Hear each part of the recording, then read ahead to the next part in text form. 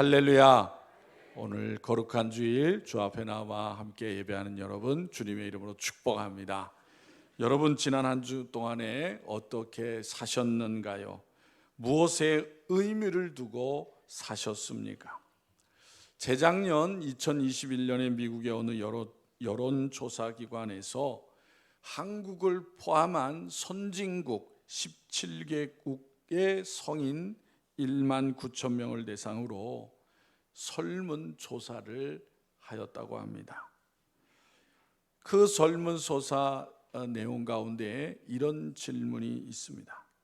무엇이 인생을 의미 있게 하는가? 무엇이 당신의 인생을 의미 있게 합니까? 라고 물었던 것입니다. 조사 결과에 미국, 영국, 독일, 프랑스, 일본 등 대부분의 국가들은 무엇이 인생을 의미 있게 하느냐의 질문에 대하여 가족이라고 첫 번째로 꼽았다는 거예요.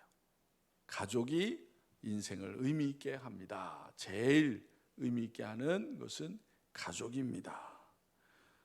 그러면 한국 사람들은 뭐라 그랬을까요? 뭐가 자신의 인생을 의미 있게 한다고 대답했을까요? 가족이라고 대답한 나라에 포함이 안 돼요. 그러면 뭘 가지고 의미 있다라고, 의미 있는 인생이 된다고 대답했겠느냐는 거예요. 그것은 물질적인 풍요라고 대답했대요. 한국 사람들은. 그래서 또 이 조사를 통해서 또 하나의 흥미로운 사실이 있는데, 또 당신의 직업과 캐리어, 곧 경험한 것이, 인생에서 경험한 것이 얼마나 중요합니까? 라는 질문을 했더니, 내가 갖는 직업이나 경험이 나에게 중요하다고 대답한 사람은 한국 사람이 6%였다는 거예요. 꼴찌였다는 거예요. 꼴찌. 이탈리아 사람들은 43%가 직업과 경험이 중요하다고 대답했는데, 한국 사람들은 6%만 그러다고 대답했다는 거예요. 즉 한국인은 자신이 가지는 직업과 경험에는 관심이 적고 돈을 버는 데에만 관심을 갖는다는 거예요. 다시 말해서 어떤 직업을 가졌는지는 중요하지 않고 돈만 잘 벌면 된다라는 사고방식을 갖는다는 거예요. 요즘의 사람들이 그렇다는 거예요. 재작년에 조사했으니까. 여러분 왜 그럴까 한번 생각해 보셔야 돼요. 왜 그런 대답을 했을까? 사실 여러분, 현대 자본주의 사회에서 돈은 대단한 힘을 발휘합니다. 그래서 사실상 돈만 있으면 권력도 손쉽게 얻을 수 있는 세상이에요. 그런 세상에서 우리가 생각해야 될 것이 무엇입니까? 우리 그리스도인들은 무엇에 의미를 두고 살아야 되느냐 그 말이에요. 나는 하나님의 자녀로서 무엇에 중요한 의미 주고 살고 있느냐 생각해 봐야 한다는 것입니다. 여러분, 하나님께서 이 세상에 인간을 지으시고 그 인간이 가야 할 길을 성경을 통해 우리에게 가르쳐 주셨어요. 그래서 이 인간은 이 세상을 살아갈 때에 아무 길이나 가는 인생을 살아서는 안 되는 것입니다. 그래서 성경 에레미야 10장 23절에 이렇게 말씀합니다. 여호와여 내가 알거니와 사람의 길이 자신에게 있지 아니하니 걸음을 지도함이 걷는 자에게 있지 아니하니이다 라고 했어요. 또 잠언 16장 9절에 보면 이렇게 말씀합니다. 사람이 마음으로 자기의 길을 계획할지라도 그 걸음을 인도하시는 이는 여호와시니라 라고 말씀하고 있는 거예요. 여러분, 이 우주에는 지구만 있는 게 아니라 수없이 셀 수 없는 별들이 있습니다. 그 별들이 가만히 있는 게 아니에요. 계속 움직입니다. 그죠? 지구도 움직이고 있어요. 엄청난 속도로 우리는 못 느끼고 있지만.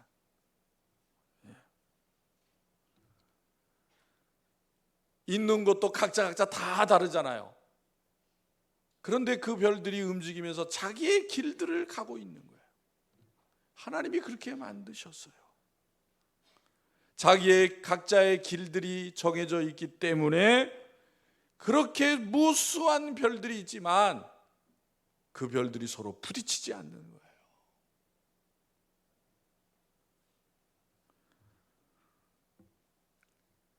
이처럼 하나님께서 별들에게도 길을 주신 것처럼 우리 인간에게도 길이 있다는 것입니다. 따라서 인간은 하나님이 주신 그 길을 잘 바르게 가야 하는 거예요. 천사는 천사의 길을 가야 천사의 아름다움이 계속 유지되는 것입니다. 그런데 천사가 천사의 길을 벗어나게 되면 그 순간부터 천사가 아니라 사단이 되는 겁니다. 예수님의 제자 가운데 가룟 유다가 제자로서의 길을 바르게 갔으면 베드로와 요한과 야고보처럼 빛나는 제자 천국에서 하나님의 큰 상급을 받는 제자가 되었을 것입니다. 그러나 가룟 유다는 제자의 길을 벗어남으로 사단의 종이 되고 천국이 아니라 지옥에서 고통을 받는 자가 되어버리고 만 것입니다. 구약 성경 민수기 22장에 보면 오늘 본문에서도 언급하고 있는 발람 이야기가 나옵니다. 발람은 선지자였는데 선지자의 길을 바르게 가지 못하였다는 거예요. 욕심의 눈이 어두워져서 자기가 가야 할 바른 길을 떠나 잘못된 길을 가고 말았습니다. 마태복음 5장 8절에 보면 주님께서 이렇게 말씀합니다. 마음이 청결한 자는 복이 있나니 그들이 하나님을 볼 것이며 그랬어요. 마음이 청결한 자는 하나님을 보게 됩니다. 하나님의 뜻을 깨닫게 됩니다. 그래서 두려워서 죄를 지을 수가 없어요. 하나님이 보시는 그 눈이 두렵기 때문에 죄를 지을 수가 없는 거예요. 요셉은 마음이 청결했기 때문에 하나님을 봅니다. 하나님이 주신 꿈을 꾸었습니다. 그래서 하나님께서 자기와 함께 계심을 알았기 때문에 음란한 죄를 지을 수가 없었어요. 본문 17절에 보면 이렇게 말씀합니다. 이 사람들은 물없는 셈이요 그랬어요. 여기서 이 사람들이란 거짓 선지자, 거짓 선생들을 가리키는 거예요. 저 거짓 선지자들은 무엇인가 있는 것처럼 말을 한다는 것입니다. 그런데 사실은 아무것도 없다는 거예요.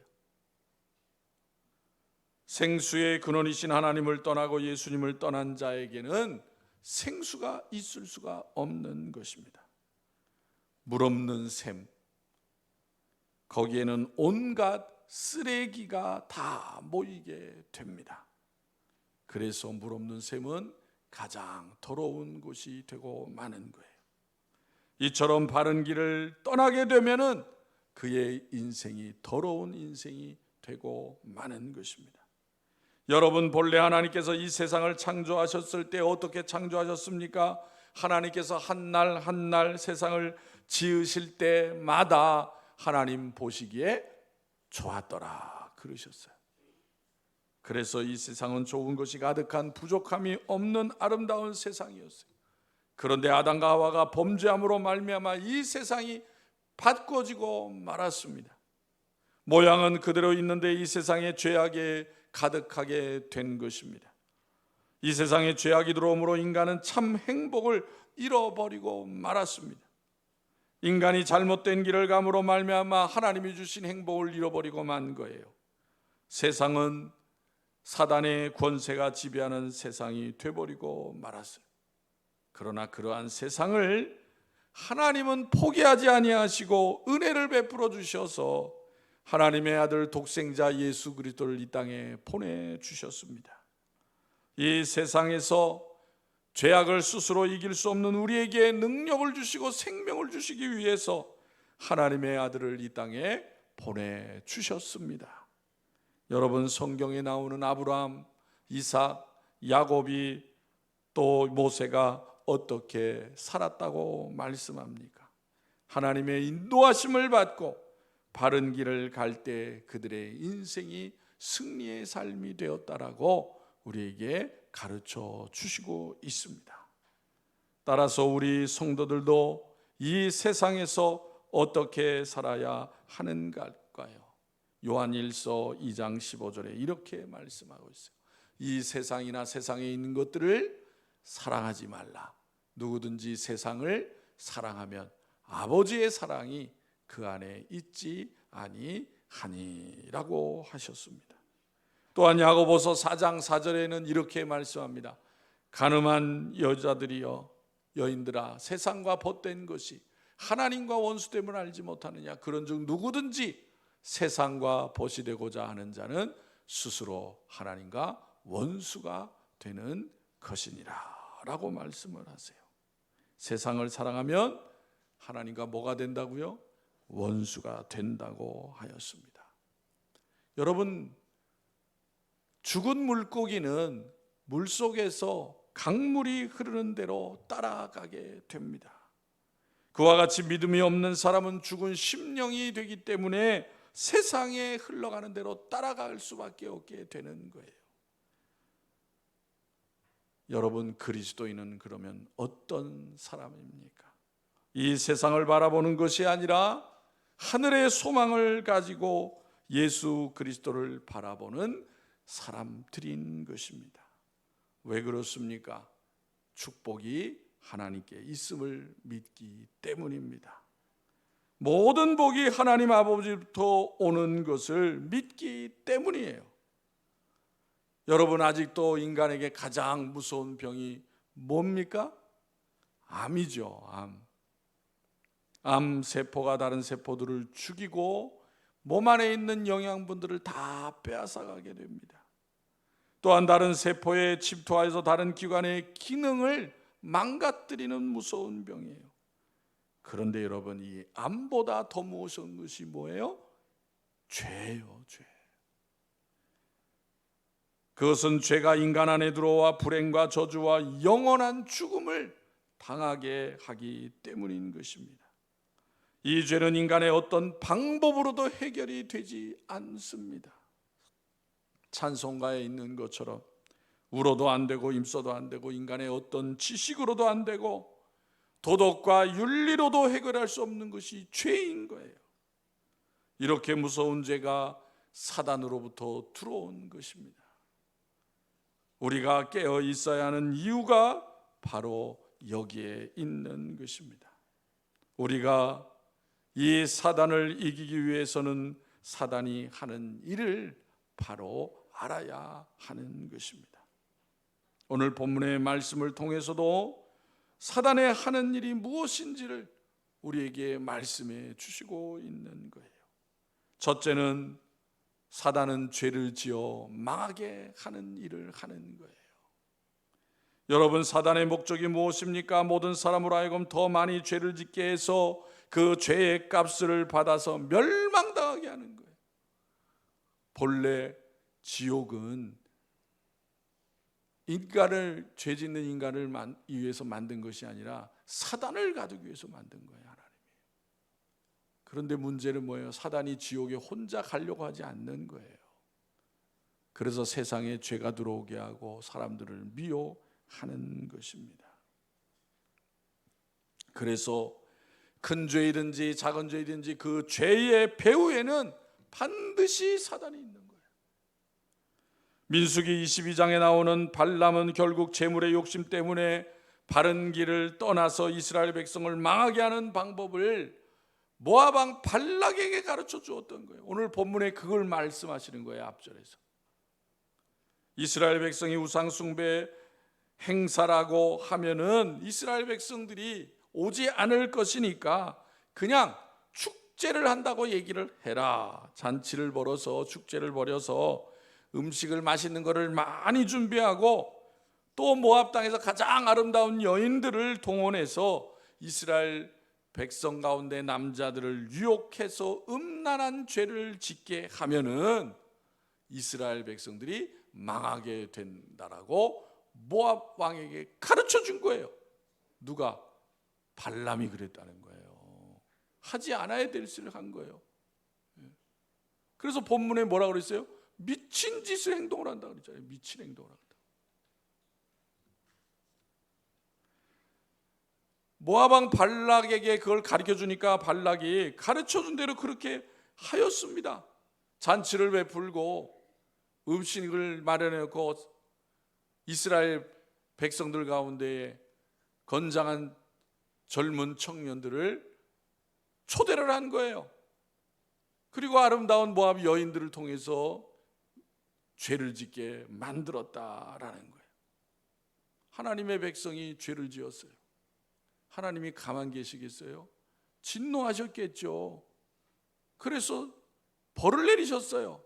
음란죄로 말미암아. 그 벌이 뭡니까? 24,000명이 전염병으로 죽은 거예요.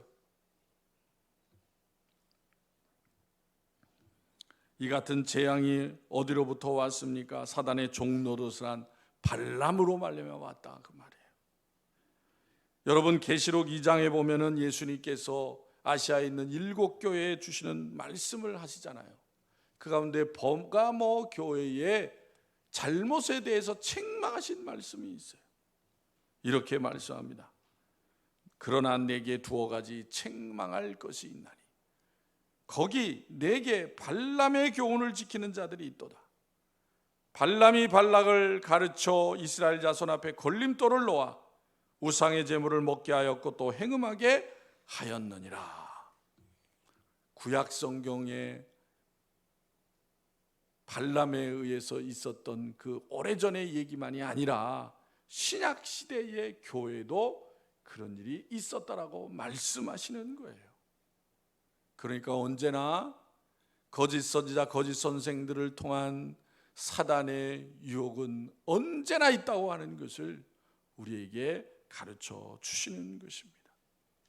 그래서 깨어있지 아니하면 언제 우리도 나도 넘어질 수 있다고 경고하시는 거예요.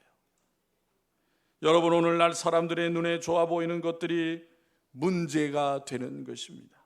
사람들은 좋아 보는 것에 사람을 망하게 하는 유혹의 끈이 있는 것을 보지 못하는 거예요. 그래서 그것을 따라가다가 가정이 망가지고 인생을 망가뜨리는 사람들이 얼마나 많은지 모르는 거예요.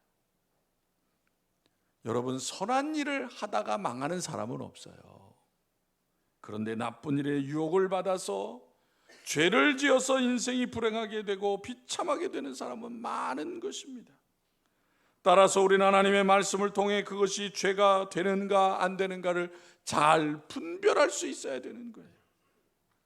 시편 1편에 뭐라고 말씀하셨어요? 복 있는 사람은 악인들의 꾀를 따르지 아니하며 죄인들의 길에 서지 아니하고 오만한 자들의 자리에 앉지 아니하나니라고 말씀합니다.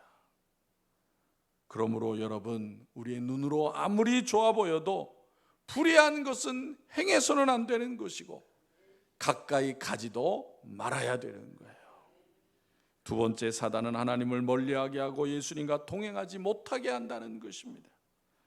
그래서 사단은 성도들을 시험에 들게 하고 하나님 앞에 기도하는 문도 가로막습니다. 여러분, 혹 사소한 일에 시험 드는 일은 없습니까? 하나님과 멀어지고 교회 생활, 믿음 생활에 게을러진 적은 없습니까? 기도하는 시간이 적어지고 있지는 않습니까? 만약 그렇다면 그것은 바로 사단이 좋아하는 길을 가고 있는 거예요.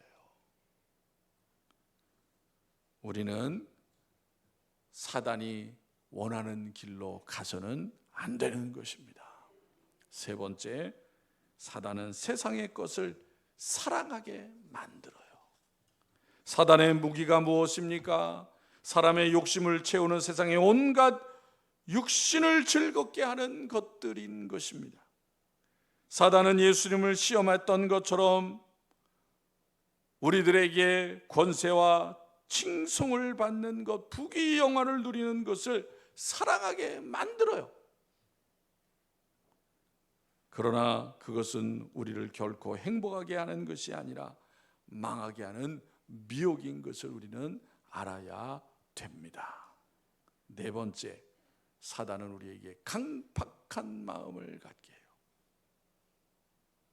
여러분, 우리의 마음이 강팍해지고 말이 거칠어지는 것은 사단이 역사하고 있는 거예요. 예수님께서는 겟세마네 동산에서 끌려가실 때에 칼을 든 베드로에게 뭐라 그랬어요? 칼을 든 자는 칼로 망한다 그랬어요. 오늘날 우리 주변에 보면 이웃 간에도 서로 강팍한 마음으로 인해서 등을 지는 사람들이 있습니다. 또 다툼으로 인해서 돌이킬 수 없는 과오를 저지르게 되는 일들이 많이 일어나는 것을 보게 됩니다. 이 같은 일들이 바로 사단의 역사라는 거예요. 그래서 하나님의 자녀는 사단이 주는 강팍한 마음을 가져서는 안 되는 거예요. 주님의 말씀과 같이 온유한 마음을 갖는 성도들이 되시기를 바랍니다. 다섯 번째, 사단은 더럽고 음란한 길에 빠지게 한다는 것입니다. 그래서 여러분, 음란하고 더러운 문화들은 다 사단의 문화예요. 그것을 우리는 알아야 됩니다. 최근에 조사에 의하면요, 국내에 지금 에이즈 환자가 이 추측으로 한 2,700명 정도 된다 그래요. 여러분, 에이즈 환자 치료하는데 치료비가 얼마나 들 것 같아요? 금년에 지금 10조 원을 돌파했대요. 10조 원. 에이즈 환자 치료하는데 10조 원이 든대요. 그렇게 많이 든다는 것은 한 사람 치료비가 많다는 얘기잖아요. 그러면 여러분, 한 사람 에이즈 환자 치료하는데 얼마나 들 것 같아요? 12회 전부 다 치료하는데 현재 코로나 시작될 때 3년 전에 9조 원이었어. 3년 동안에요 1조가 늘은 거예요. 1조가. 평균적으로 한 사람 치료하는데 3억 8,600만 원 든대요. 에이즈 환자 한 사람 치료하는데. 그런데 만약에 그건 평균이에요. 평균 30살에 에이즈 걸리잖아요. 그러면 그 사람 죽을 때까지 치료하는데 얼마 드는 줄 아세요? 6억 5천만 원 든대요. 6억 5천만 원. 그러니까 10조 원 들어가는 거야. 여러분, 에이즈 환자의 90%가 남자예요. 남자. 그리고 그 남자 가운데, 에이즈 걸린 남자 가운데 90%는 동성애자예요. 요즘에 엠폭스라는 전염병이 새로 생겼어. 원숭이 두창이라고 하는 것이 본 이름은 엠폭스예요. 엠폭스 환자가 얼마인 줄 아세요? 몇 명인 줄 아세요? 지난달 5월달 통계로 110명이야. 우리나라 환자, 우리나라에서. 그런데 그 110명 가운데에 100명이 성접촉으로 감염된 사람이에요. 그리고 110명 가운데에 104명은 남자예요. 여자는 거의 없어. 그런데 이 엠폭스 에이즈뿐만 아니라 몇 년 전부터는요, 매독이 증가하고 있어. 매독. 코로나19 시작하고부터 더 늘었대요. 작년에 통계에 의하면 재작년보다 19%가 늘었대. 전염병에는 등급이 있어요. 등급. 에이즈는 상급에 해당하는 전염병이야. 매독은 4급이에요. 한 단계가 낮아. 그런데 너무 증가해가지고 정부에서요, 매독을 에이즈와 같은 3등급 전염병으로 전환시키려고 한대요. 너무 많이 들어서. 우리나라 현실의 실정이라니까요, 여러분. 젊은 사람들한테 전염병이 많이 늘어나는 거예요. 젊은 사람들. 이것을 볼 때 여러분, 오늘날 성적 타락의 모습은 소돔과 고모라의 모습을 뛰어넘는 그런 일들이 너무나 많이 일어나고 있어요. 우리는 그런 세상에 살고 있는 거예요, 지금. 이러한 성적 타락의 일들이 바로 우리의 가정과 우리의 자녀들을 위협하고 있는 거예요. 성경에 보면은 사단을 상징하는 동물들이 있습니다. 두 종류가 있어요. 뱀과 사자입니다. 그래서 베드로전서 5장 8절에 이렇게 말씀합니다. 근신하라, 깨어라. 너희 대적 마귀가 우는 사자같이 두루다니며 삼킬 자를 찾나니 라고 하였어요. 그러므로 우리가 정신을 차리지 않으면 사단에게 먹히고 만다는 거예요. 따라서 우리는 하나님의 말씀으로 성령의 충만함으로 기도하고 깨어 있어야 하는 것입니다. 하나님의 말씀을 능력으로 삼아야 하는 거예요. 그래서 예수님께서도 말씀으로 사단의 시험을 물리치셨던 것입니다. 그러므로 성도는 항상 말씀을 듣고 묵상하고 하나님의 그 능력의 말씀으로 무장하여서 사단이 어떤 모양으로 미혹할지라도 유혹할지라도 물리쳐야 되는 거예요. 세상을 분별하여 바른 길을 가야 하는 것입니다. 성령으로 충만해야 그러한 미혹을 두려워하지 아니하고 담대히 물리칠 수가 있는 것입니다. 성령은 거룩한 힘이요 지혜요 권능이 되어 주시는 것입니다. 사단이 아무리 강해도 이러한 성령으로 충만한 사람을 결코 넘어뜨릴 수가 없는 것입니다. 본문 19절에 보니까 지는 자는 이긴 자의 종이 된다고 했습니다. 여러분, 영적으로 지는 것은 불행의 차원이 아니라 멸망의 길을 가게 되는 거예요. 그래서 사단에게는 결코 져서는 안 되는 거예요. 우리의 영적 싸움은 반드시 승리해야 하는 것입니다. 성도 여러분, 사단은 하나님의 말씀을 떠나서 죄를 짓게 만드는 거예요.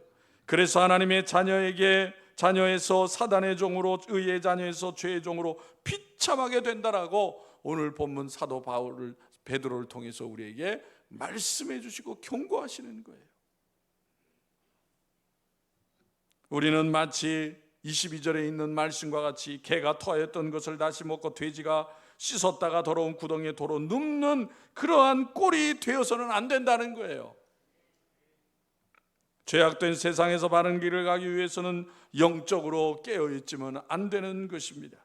그러므로 성도 여러분, 하나님의 말씀을 날마다 묵상하시고 성령의 충만함으로 기도하시고 세상을 분별해서 주님과 날마다 동행하는 삶을 살아가는 성도들이 되시기를 바랍니다. 여러분, 오늘 이 시대에는 영적인 싸움이 치열한 시대가 되고 말았어요. 하나님의 백성들이 하나님의 말씀을 통해서 우리의 자신을 지키지 않으면 우리는 바른 길을 갈 수가 없습니다. 오늘 베드로후서 통해서 주시는 말씀이 이 시대에 우리 한 사람 한 사람에게, 교회에게 주시는 말씀은 이것을 기억하시고 이 시대에 늘 하나님의 말씀을 의지하시고 성령의 충만을 받으시고 거룩한 삶을 통해서 바른 길을 가기를 힘써 이루어가는 우리 모두가 되시기를 주님의 이름으로 축원합니다. 기도드리겠습니다. 하나님 아버지, 은혜와 사랑을 감사합니다. 부족하고 연약한 저희들 늘 하나님의 은혜로 붙들어 주시고 또 깨닫게 하여 주시고 또 실족하지 않도록 하나님의 말씀으로 성령으로 인도해 주시니 감사합니다. 오늘 베드로후서의 말씀을 통해서 이 시대에 우리가 영적으로 깨어있지 않으면 결코 하나님의 기뻐하시는 삶을 살아갈 수가 없고 바른 길을 갈 수가 없는 것을 우리에게 말씀해 주시고 있습니다. 아버지 하나님, 이 세상을 바라볼 때 너무나 죄악이 관영하여서 우리의 가정을 위협하고 우리의 자녀들을 미혹하는 일들이 너무나도 많이 일어나고 있습니다. 이러한 시대에 성경을 통해서 주시는 하나님의 말씀을 소중히 여기고 더욱더 그 말씀을 의지하고 붙잡게 하여 주시어서 사단의 권세를 이기게 하여 주시옵시고 하나님의 자녀된 복된 삶을 굳건해 나갈 수 있는 우리 모든 성도들이 되어지게 하여 주옵소서. 아버지 하나님, 험난한 세상 가운데에 악한 사단의 계획가 횡행할지라도 두려워하지 않게 하여 주시옵시고 날마다 우리를 도우시고 이끌어 주시는 성령님을 더욱더 굳건히 의지하게 해주시고 충만케 하여 주시어서 날마다 주님이 함께 하시는 은혜에 감사하며 영광 돌리는 삶을 사랑하는 성도들이 되어지게 하여 주옵소서. 성도들의 가정을 굳건히 붙잡아 주시고 자녀들을 말씀 안에 굳건히 세워 주시어서 세상을 사랑하고 세상을 탐하는 것이 아니라 하나님께 영광 돌리고 하나님의 뜻을 이 땅에 이루어가는 복된 삶을 사랑하는 가정과 자녀들이 되어지게 하여 주옵소서. 아버지 하나님, 이 나라 이 백성에도 은혜를 더하여 주시고 이 나라가 하나님을 대적하지 않게 해주시고 하나님의 말씀을 소중히 여기게 하여 주옵시고 깨닫게 하여 주옵시고 하나님 앞에 잘 쓰임받는 이 나라 이 백성 되어지게 하여 주옵소서. 대통령과 위정자들에게 은혜를 더하시고 교만하지 않게 해주시고 겸손한 마음 주시고 나라와 백성들을 위해서 바르게 일하는 지도자들이 되어지게 하여 주옵소서. 저 북한의 고통받는 백성들을 불쌍히 여겨 주옵시고 악한 자들 하나님 깨닫게 하여 주옵시고 하루속히 복음 통일이 이루어지도록 은혜 베풀어 주시옵소서. 성도들 가운데 연약한 가운데 있는 성도들이 있사오니 하나님 낙심하지 않게 붙들어 주시옵시고 은혜를 주시어서 건강한 회복하게 하여 주셔서 하나님 앞에 더욱더 기쁨과 감사함으로 잘 쓰임받는 삶을 살아가도록 인도하여 주옵소서. 주님의 몸된 교회가 혼란한 세상 가운데 하나님의 말씀으로 굳건히 서게 해주시고 이 땅에 하나님 예수 그리스도께서 다시 오시는 그날까지 하나님의 진리의 말씀을 굳건히 증거하게 하여 주시옵시고 많은 죄악 가운데 있는 영혼들을 구원하는 역사가 이루어지게 하여 주옵소서.